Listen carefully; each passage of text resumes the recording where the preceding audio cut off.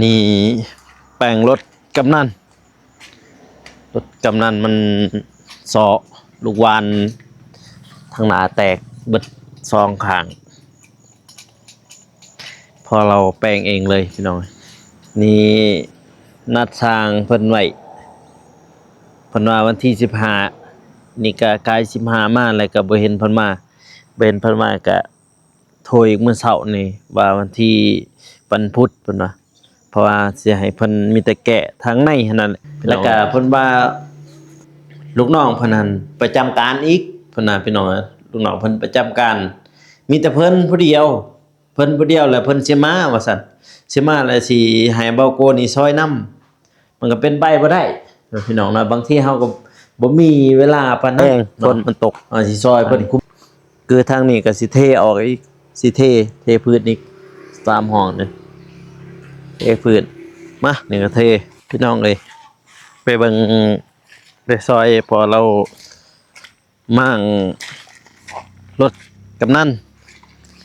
เพราะว่ารถตัวนี้แหละที่ว่าไปหัวไปชวนไปให้ไปหน้าพี่น้องเอ้ยคันนี้แหละมื้อนี้ลูกวานนามันแตกเอา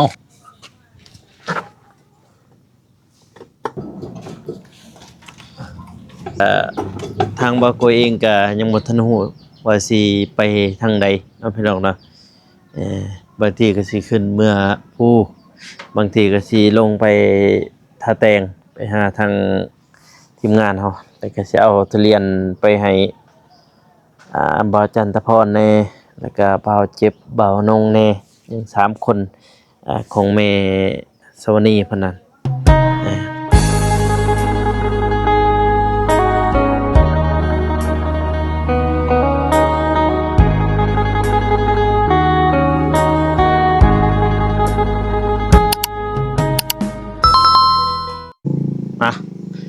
เปิดภาพมาพี่น้องเอ้ยก็มาอยู่เฮือนซ่านของบาโกคือเก่าดื้อพ่อแม่พี่น้องเนาะมื้อนี้พี่น้องเอ้ยก็บ่ได้ไปทางใดบรรยากาศตอนเช้าพี่น้อยเนาะทางเฮือนหรือว่าทางบ้านบาโกนะพี่น้องเนาะท้องฟ้าก็มื้อนี้ก็น่าจะแดดอยู่พี่น้องกันเนาะพี่มาเบิ่งเบียร์กาแฟพี่น้องเอ้ยเบียร์กาแฟแม่เรากะแต่ว่าอยู่สวนบาโกกะเอาอ่าเบียร์นี้คือกันไปปลูกเนาะพี่น้องเนาะก็ยังหลายบางกกมันก็เหี่ยวแห้งหรือว่ามันตายพี่น้องเอ้ยพี่ช่วงนี้ก็ฤดูฝนนะพี่น้องเนาะก่อนอื่นหมดก็กับทักทายสบายดีเด้อพ่อแม่พี่น้องเนาะบ่ว่าอยู่ภายในหรือว่าต่างประเทศก็ยินดีต้อนรับเข้าสู่ช่องเผาโกชนบทชาวปปลาวคือเก่าคือเดิมเนาะพี่น้องเนาะพี่ก็เป็นคนป่าแล้วพี่น้องเอ้ยเนาะมื้อนี้ก็ถือว่าอากาศก็ค่อนข้างบ่หนาวเด้อพี่น้องเด้ออากาศดีพี่น้องเอ้ยทางบ้านพ่อโกเบิ่งเห็นบ่ใส่เสื้อกล้ามพุ่นแหละ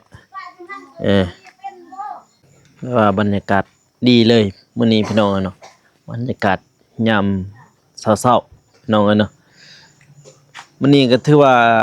ก็แบบว่า 3-4 มื้อแล้วที่ฝนกินทุเรียนมาใหม่ๆเมื่อกี้นี่สะอึกแล้วพี่น้องเนาะกินทุเรียนมาใหม่ๆเลย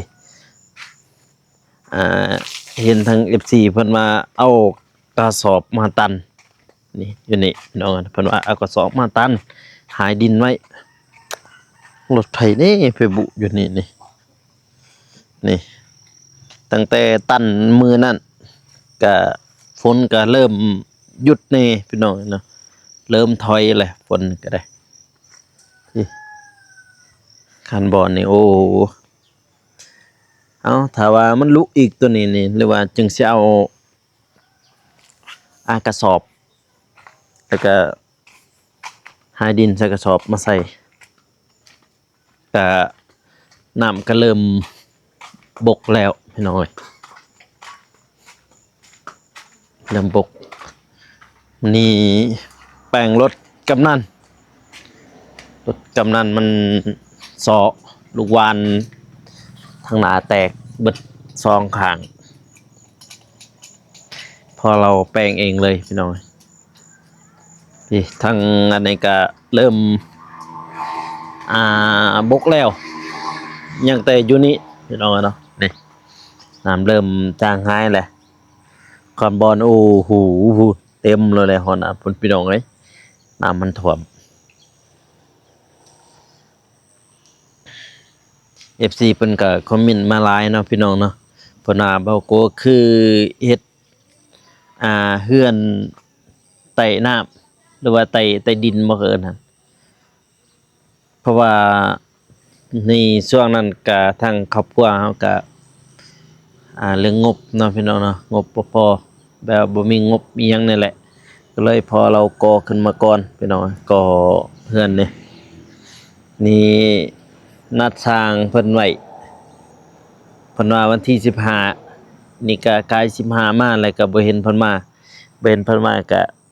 โทรอีกมื้อเช้านี่ว่าวันที่วันพุธเพิ่นว่า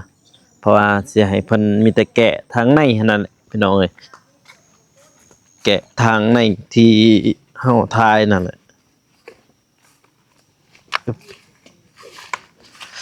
บุเลยซะพี่เป็ดบางคู่บางคนก็ดำนาแล้วบ่น้อทางนั้นดอกก็คอมเมนต์มาได้เด้อพี่น้องเด้อทางเบาโกก็ดำนาแล้วพี่น้องเนาะแล้วขดำนาปีนี้ก็บ่หลายเพราะว่าแม่เราเฮ็ดเจ้าเดียวเพราะว่าปีกายนี่ก็มีเอื้อยในเน็ตทางข้างกันนั่นแหละจิมาเบิ่งทางน้ำใสๆพูดเห็นบ่ใต้ดินเพราะว่าแผนนี่เนาะพี่น้องเนาะก็พอเราเฮ็ดมาตอนนั้นก็บ่มีงบอีหยังดอกพี่น้องเนาะเห็นบ่เพิ่นก่อเป็นเสานี่เป็นเสาเป็นกระคุบ่กระซ้ำบ่เพิ่นงมไปหั่น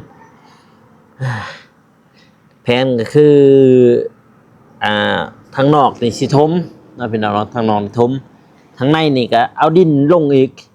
เอาดินลงแล้วก็เทพื้นแล้วก็โบกตามแคมมันนี่ตามแคมอันนี้นี่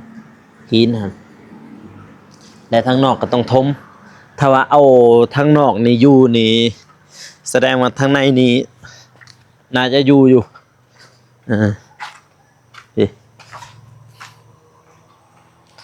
นี่แหละตัวบอกว่าให้สร้างเพิ่นมาแก้เพราะทางในนี่ได้เว้ากับเพิ่นเมื่อเช้านี่เพราะว่าเพิ่นเปลี่ยนไปเปลี่ยนมาหั่นน่ะเพิ่นเปลี่ยนไปเปลี่ยนมาเพราะว่าทางในนี่ทางนี้สิบ่ให้เพิ่นยุ่งเลยทางนี้กับตัวนี้มีแต่สิให้เพิ่นอัปเดตหรือว่าแก้ไขขึ้นพวกนี้นี่โอ้คันไตไฟนี่เห็นโลดพี่น้องเอ้ยโปร่งลางแบบใช้เพิ่นแก้ตัวเพิ่นเฮ็ดนี่นิดนึงนี่แล้วก็ตัวนี้แม่นให้เพิ่นแก้ไม้มืดให้มันละเอียดเรียบร้อยหั่นน่ะนี่ใส่เพิ่นแกะไม้ออกมาเลยพอตัวนี้กระยางมันเนี่ยมันเป็นอันนี้พอมันลุบลงมานี่ลุบลงมามันแต่อยากให้มันเสมอพวกนี้ให้มันเสมอแหละตัวถึงให้มันเสมอกันให้มันเพียงกันนะนี่ให้มันเพียงวัดใส่เพิ่นมาแกะเพราะว่าเพิ่นบ่แม่นว่าหัวหน้าโตเมาดอกพี่น้อยลูกน้องเพิ่นเฮ็ดเพิ่นก็มาเฮ็ดคือกันแต่ว่าสไลด์เป็นลูกน้องเพิ่นมาก็มาผู้เดียวหั่นนะมาผู้เดียวแล้วมื้อนี้เขาก็โทรหาเพิ่นมื้อเช้านี่ว่าคันอ้ายสิมาเฮ็ดก็มาเนาะแต่ว่าเอาลูกน้องมานำนะแต่ว่าทางบ่โกเองก็สิช่วยเนาะสิช่วยคือกัน สิช่วยอัปเดตแล้วก็ช่วยซอยเพิ่นนั่นนะพี่น้องเนาะก็ซอยเพิ่นแน่ให้ทางผู้ใหญ่เพิ่นเบิ่งหั่นแล้วก็เพิ่นว่าลูกน้องเพิ่นนั่นประจำการอีกเพิ่นน่ะพี่น้องลูกน้องเพิ่นประจำการมีแต่เพิ่นผู้เดียวเพิ่นผู้เดียวแล้วเพิ่นสิมาว่าซั่นสิมาแล้วสิให้เบาโกนี่ซอยนำมันก็เป็นไปบ่ได้พี่น้องเนาะบางทีเฮาก็บ่มีเวลาปานนั้นเนาะเฮาสิซอยเพิ่นคุมื้อมันก็บ่ได้ มีแต่บ่ก็จังซี่พี่น้องเนาะก็คือให้เพิ่นมาแก้โตเพิ่นเฮ็ดนี่ก่อนมองในที่ว่ามันบ่ละเอียดใช่เพิ่นแก้ใหม่หมดให้มันละเอียดนี่จังซี่นี่แล้วเพิ่นแก้เรียบร้อยแล้วแม่นว่าทางนอกนี่สิบ่ให้เพิ่นอันนี้เลยก็คือสิให้เพิ่นแก้ตัวเก่าเพิ่นนี่แก้ตัวเก่าก็แล้วไปเลยหันนะ ที่เลือกกะแล้วว่าหาพี่น้องหายังมาเฮ็ดนี่แหละพี่น้องเนาะพี่บรรยากาศมื้อนี้ก็ถือว่าดีพี่น้องเนี่ยไปทางกงตูนแต่ว่าสีแรงๆนี่น่าจะมีฝนนะพี่น้องเด้สีแรงๆนี่อีสังเกิน3-4โมงแรงหั่นนะบางทีก็น่ะจะมีฝนแน่อืมบางทีก็ตอนเช้าบางทีก็ตอนแรงฝนมันตกทางนี้คือทางนี้ก็สิเทออกอีกสิเทพื้นอีก3ห้องนี่เทพื้นนี่ก็เทอึ๊บปุ๊บตอนน้ำท่วมมันคือเห็นแล้วทางนี้ท่วมหมดแล้วบ่เหลือมาพี่น้องเอ้ยไปเบิ่งไปซอยพอเรามั่งรถกำนันเพราะว่ารถตัวนี้แหละที่ว่าไปอ่าหัวไปชวนไปให้ไปหน้าพี่น้องเอ้ยคันนี้แหละมื้อนี้ลูกวานนามันแตกก็เลยเปลี่ยนเองเลย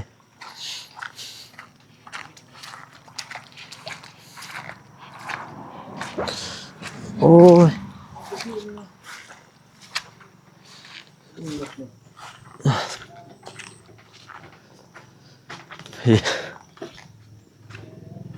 มาแต่ชวนมันนี่ยัง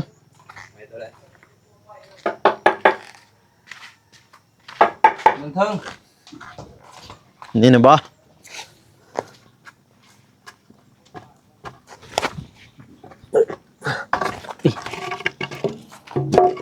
ขึ้นอยู่บ่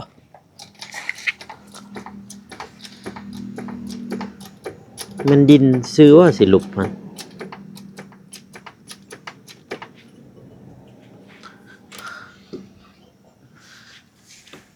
ดินลุกก็คือเก่า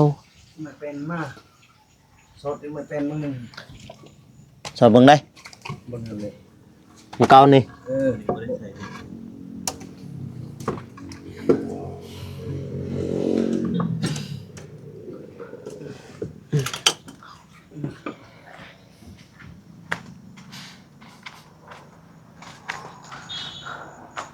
ใช่มาลัดดิ ไม่นี่กระเทินนี่นะสีเหงากว่านี้กระโบมีบ่ห้ามมึง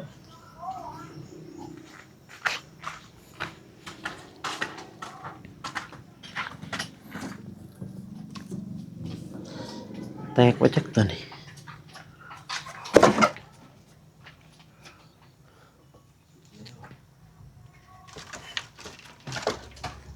โอ้มีแต่ซ้ำกันนั่นแหละ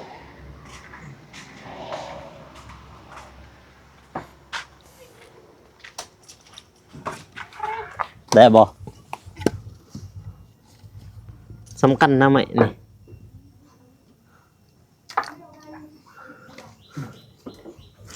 มันนี่อย่างนี้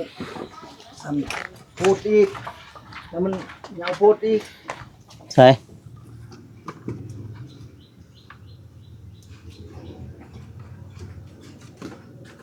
บ่ได้เด้อหั่น ตัวนี้เลยในขวด ยาวยังไงคักมันบ่ทันอันนี้นะนี่นะตัวนี้บ่อยู่นะ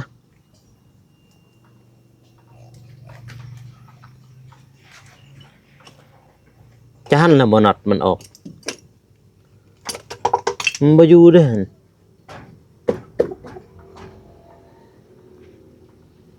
หาเองไม่มูลนี่ ครึ่งนึงนี่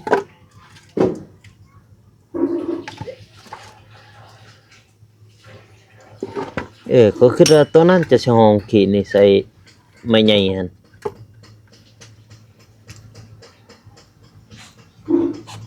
ลัด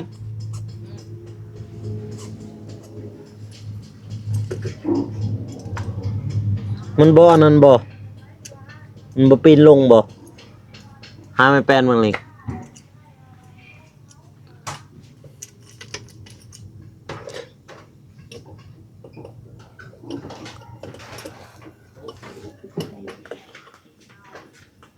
ถือบ้าง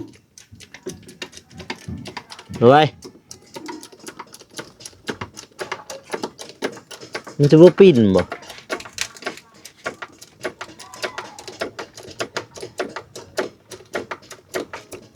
พอแล้วเบิ่ง ได้แล้วจะลงไหน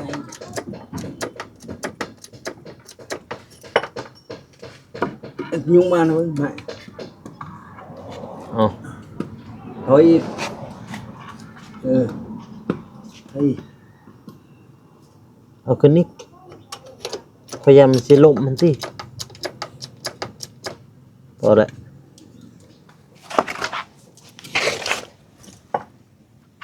เอา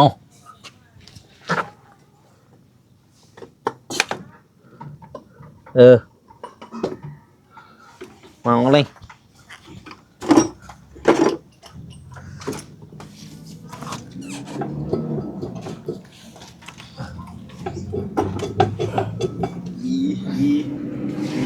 อะไรแล้ว ใช่ โง่ แจหันดิ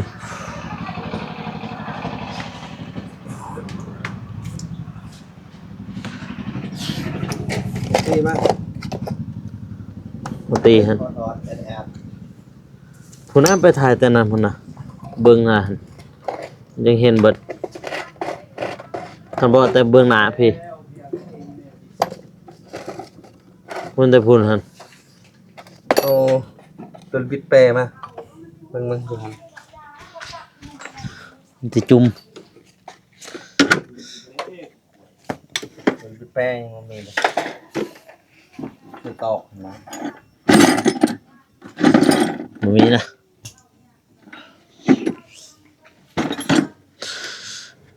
มีแตะลุยแปรดอก เบิ้งฮะรับ